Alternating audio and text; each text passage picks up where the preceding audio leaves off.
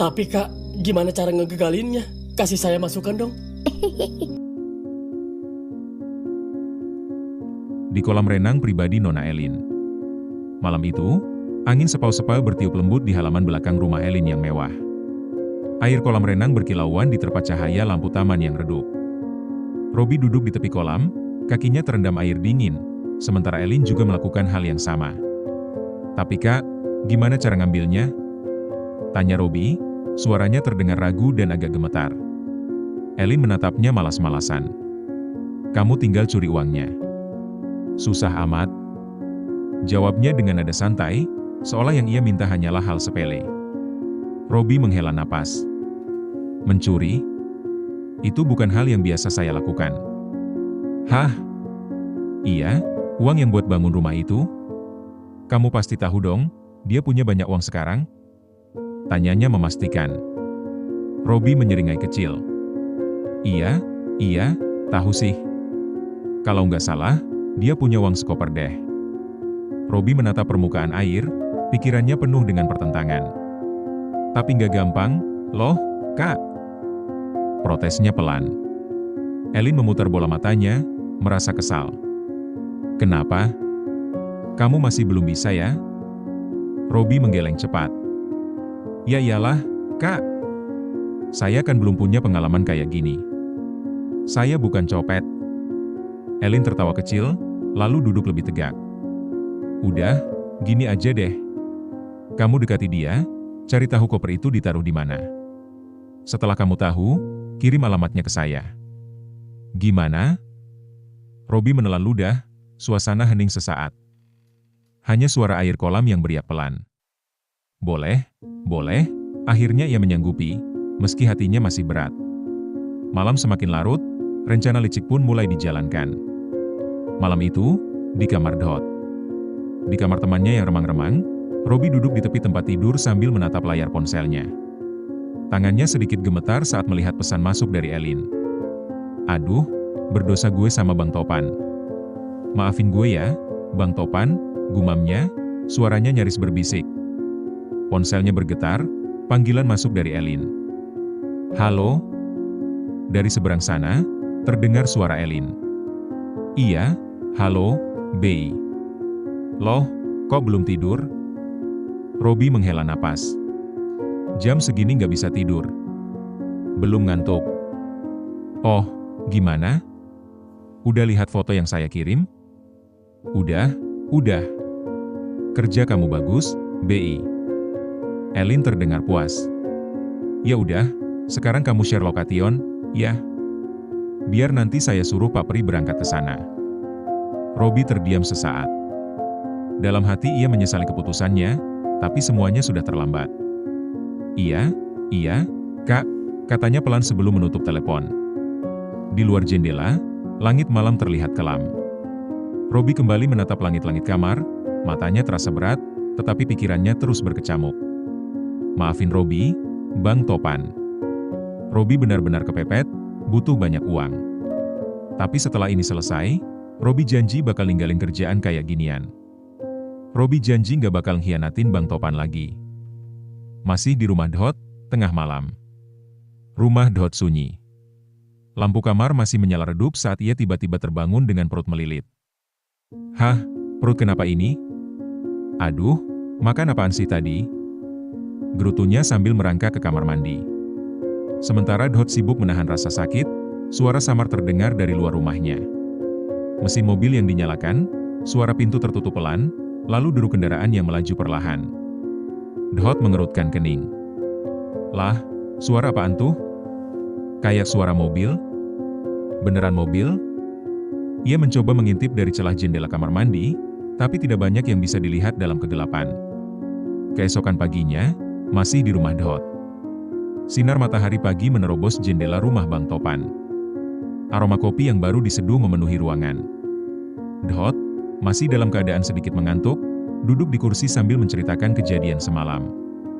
"Waduh, sumpah demi Allah, Bang. Gue lihat mobilnya jalan." Bang Topan menyesap kopinya dengan tenang. "Terus kenapa, Dot? Lu lihat mobil jalan kan biasa aja, bisa aja orang lewat." Ya iya sih. Tapi perasaan gue, dia bukan cuma lewat. Gue dengar suara pintu ditutup sama mesin mobil di starter. Bang Topan terkekeh. Yakin? Lu baru bangun tidur. Jangan-jangan ngigo? Dehot mendengus. Yakin, Bang? Mereka melanjutkan obrolan santai sambil menikmati kopi pagi. Namun, tiba-tiba Dehot teringat sesuatu. Bentar-bentar, Bang. Gue ingat sesuatu. Bang Topan menoleh. Apaan? Dehot menegang. Jangan-jangan mobil semalam itu mau ngerampok duit Bang Topan lagi. Bang Topan segera berlari menuju mobilnya. Astagfirullah. Mana kopernya, Bang? Bang Topan terkejut. Tuh, apa gue bilang juga. Dehot mengelus wajahnya frustasi. Waduh, beneran hilang. Di saat yang sama, ponsel Robi berbunyi. Sebuah notifikasi transfer sejumlah uang masuk. Robi menatap layar dengan mata melebar. Hah? Transfer lagi? Ini imbalan karena lu kerja bagus? Makasih ya, BI. Namun dalam hatinya, ia merasa semakin tenggelam dalam kesalahan. Brengsek. Lagi-lagi gue tergiur. Di saat gue ngerasa bersalah. Di tempat rumah Nona Elin. Di sebuah rumah besar dengan pengamanan ketat, Elin duduk di sofa mewah sambil menyeruput teh hangat. Pak Pri berdiri di depannya dengan sikap hormat. Gimana, Pak? Semalam beres? Pak Pri mengangguk. Beres, Non. Terus, mana barangnya? Ada, Non. Saya taruh di tempat biasa. Mau dicek dulu? Elin melambaikan tangannya. Gak usah deh. Entar aja, saya buru-buru. Tapi udah pastikan itu uang si Topan? Pasti, Non. Saya ambil dari dalam mobil, sesuai foto yang Robi kirim. Elin tersenyum puas. Oke. Ya udah, antar saya dulu. Saya ada meeting. Kembali ke rumah Dehot. Dehot masih panik. Bang, ini kriminal. Kita harus lapor polisi. Bang Topan tetap duduk tenang. Tapi saran gue sih, Dot, mending gak usah bawa-bawa polisi. Dehot membelalak.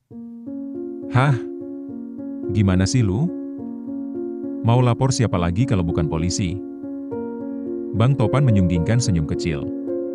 Tenang, dengerin gue dulu. Itu koper isinya bukan duit. Dehot dan Robi pun melongo. Lebih lanjut, situasi dalam cerita ini menggambarkan ketegangan yang meningkat dari sebuah rencana pencurian yang tampaknya sederhana, tetapi berujung pada twist yang mengejutkan. Robi adalah karakter yang terjebak dalam dilema moral. Dia bukan kriminal sejati, hanya seseorang yang kepepet dan akhirnya tergoda oleh iming-iming uang. Keraguannya terlihat jelas sejak awal, tetapi tekanan dari Elin membuatnya tetap menjalankan rencana tersebut. Rasa bersalahnya terhadap Bang Topan semakin menambah konflik batin yang kuat dalam cerita. Elin berperan sebagai dalang kejahatan yang dingin dan manipulatif. Dia menganggap pencurian sebagai sesuatu yang sepele dan memanfaatkan orang lain untuk menjalankan rencananya. Karakter seperti ini seringkali menarik, karena memiliki aura kepercayaan diri yang tinggi, tetapi juga bisa menjadi kelemahannya jika terlalu meremehkan lawan. Bang Topan adalah sosok yang tenang dan penuh perhitungan. Meskipun terlihat santai, dia ternyata sudah mengantisipasi pencurian itu. Twist di akhir cerita, di mana koper yang dicuri ternyata bukan berisi uang, mengubah seluruh dinamika. Ini menunjukkan bahwa Bang Topan bukanlah korban biasa, melainkan seseorang yang sudah siap menghadapi permainan licik seperti ini. Kejadian di rumah Dehot menambah unsur ketegangan, terutama saat ia mulai curiga terhadap suara mobil di malam hari. Reaksinya yang panik dan spontan memberikan elemen realisme, seolah pembaca ikut merasakan keresahan dan ketidakpastian tentang apa yang sebenarnya terjadi. Secara keseluruhan, cerita ini memiliki alur yang menarik dengan perpaduan antara ketegangan, pengkhianatan, dan kejutan di akhir. Karakter-karakternya memiliki motivasi yang jelas, dan setiap adegan saling berkaitan untuk membangun atmosfer cerita yang dramatis.